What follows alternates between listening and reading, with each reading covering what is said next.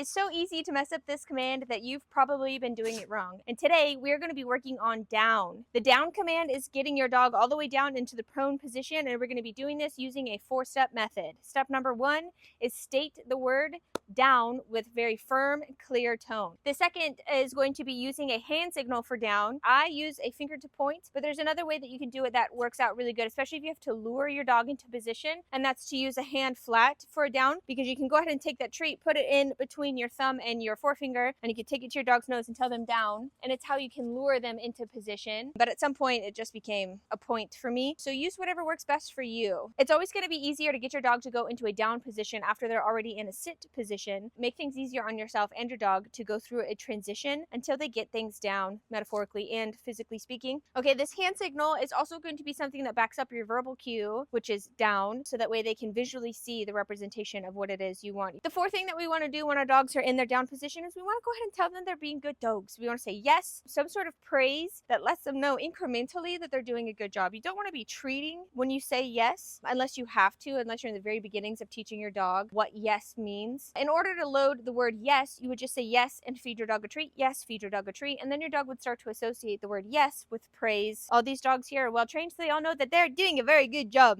All right, but here's the kicker. Just because you can get your dog into a down in your living room does not mean that they know down everywhere. These next elements are going to be crucial to making your down be flawless in any part of your life. So here's how we're going to level up your down. We're going to start by creating a distance. You're going to start by telling your dog to go into a down position from a greater and greater distance away from them. So you want to be able to walk away from them. We're going to go ahead and try this in just a minute. I'm going to release them. You want to be able to command your dog from a further distance to get them into their down. Okay.